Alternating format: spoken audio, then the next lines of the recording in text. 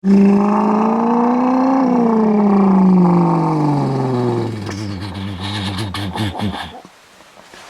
is an AMC Javelin, dudes. Sent to me by TMP or Todd. Thank you, Todd. Why an AMC Javelin, you ask? It's my dad's car in basically the same paint job. I've shown it in some videos. We used to go hunting out of the AMC Javelin. We would actually sit on the hood as we drove through, I think, like Oregon and Montana, rabbit hunting, whatever popped out that was legal to shoot, we did it. I know. I didn't say I was proud of it. I just said it was an episode of my life. So this is basically the same color that my dad had on his, I'm trying to remember the year, 74, 75 AMC Javelin. So that is pretty cool. I think this is 1/64 scale. Thank you so much, Todd. Meaningful. I'll always keep this. Reminds me of Dad, who got killed in an airplane accident in 1984. And we miss him. And he had his own sense of style, bless his heart. For instance, like I came out of the house one day and Dad's sanding the AMC Javelin. I'm like, what are you doing? It used to be like a dark metal flake blue that he had painted. Then he's like, well, I'm changing the paint again. And he went with this light kind of pastel blue. But then Dad couldn't stop there. He put these ridiculous welded angel wings on the hood, like right here. My brother and I like, holy crap, that looked so bad. He still did it. I don't know what he was thinking. And then he put these little starburst, hand-painted starburst thingies around the fender. Yeah, but the overall color is fine. But with Dad's little flourishments that he added, it lost a little bit of cool factor. We had some great memories in the Javelin, though. We did. We actually used to sneak it out at night and go driving it when Dad was asleep. Mainly my brother did that. He was a rowdy one. Running from cops. I'm not making any of that up, by the way. Yeah, all that Javelin stuff. Thanks again, though. Tabletop review, knife show in operation. This knife, I think, has been discontinued. I try to get to these knives in a timely fashion. I have pretty much determined it is absolutely impossible to do so. This is the Kershaw 1338 Alpha. I think discontinued. I clicked around on several websites. I'm not finding it. I just can't get to it in time. There's no way. With all the content flow I have going on here, it is what it is. You'll be able to find one if you really like it. It's very affordable, like I said. Just $15. So I think Kershaw and a lot of other companies, they'll do batch production knives for these low-cost knives. And then when they sell out, they get rid of it. I have a little bit of an issue with that because sometimes the knife will gain traction in the marketplace. This one seems like it kind of did, as evidenced by it's being sold out everywhere. Maybe you should keep producing it. Call me crazy if it's a knife guys are liking. Keep producing it. And maybe this video will bring back the 1338.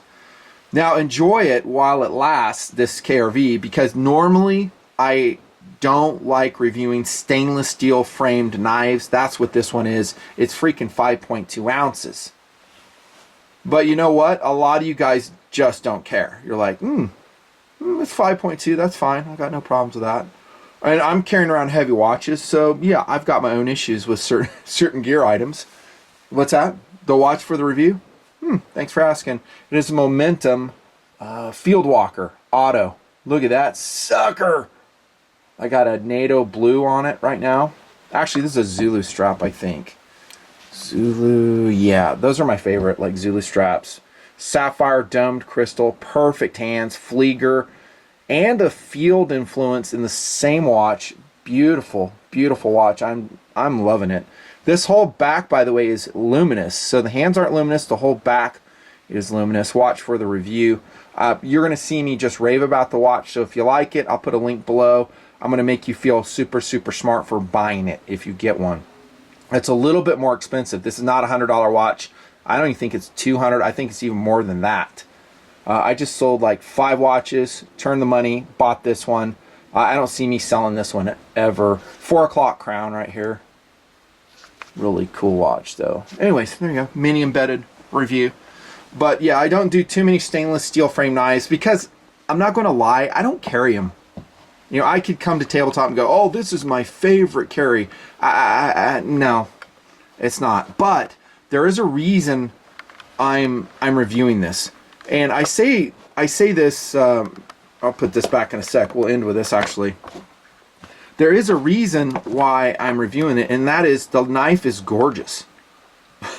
The $15 knife is gorgeous. That's one thing I really love about it. I like its finishing. It has that gray titanium wash on it. I think that's what it is on a 1338A. And the blade shape is perfect. It's got kind of a topographical stepping on the handle with a G10 overlay on the handle. I think that's cool. It just looks interesting.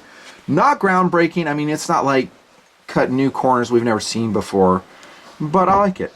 And so I can kind of forgive the weight, especially at the price. Did I mention it? It's $15 if you can find it.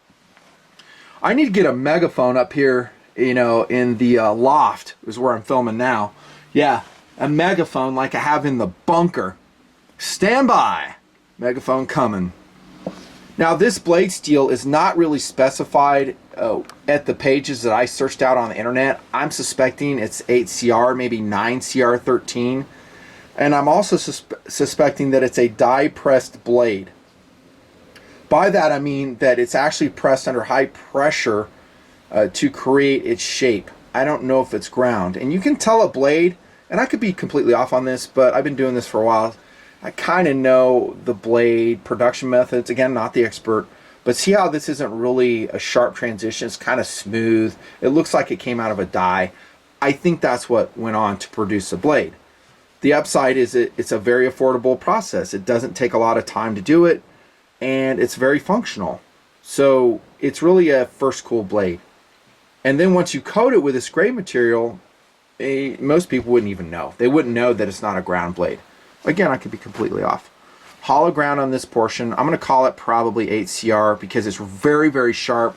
The grind on the 1338A was excellent. It presents and feels like 8CR13 to me. And it's a dual thumb stud design. Totally excellent. How's that tip look? Excellent. 3.4 inch blade in case you care.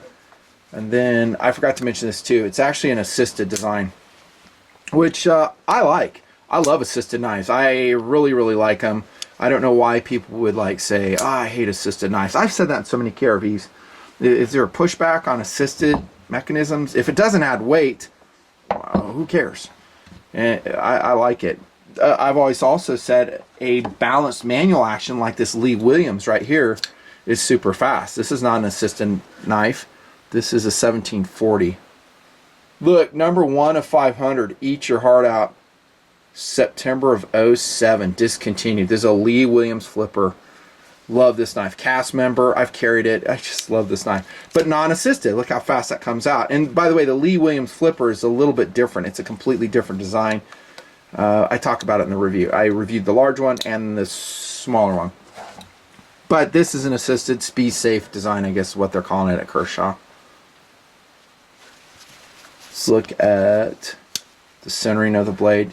Usually an issue with some value knives, but I see it being completely perfect with this 1338.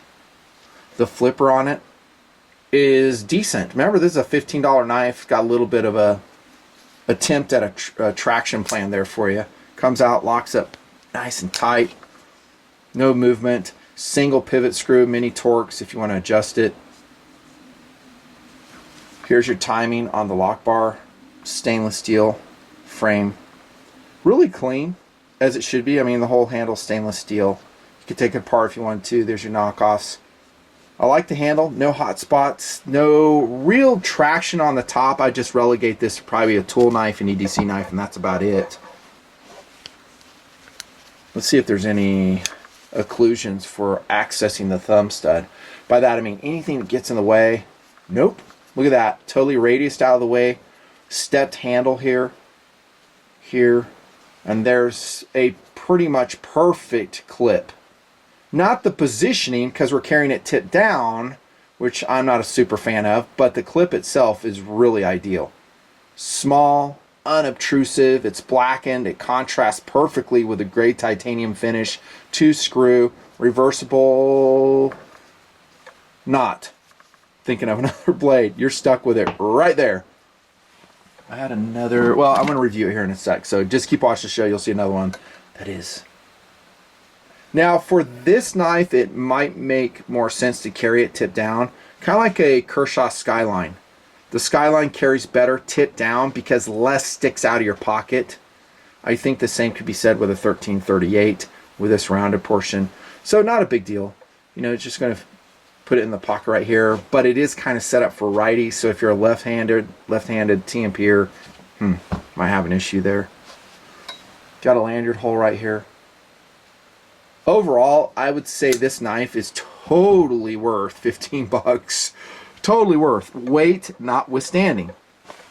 You know, the steel being unspecified, the die pressing perhaps on the blade notwithstanding. I think it's a great value knife. A formula we've seen from Kershaw for quite some time.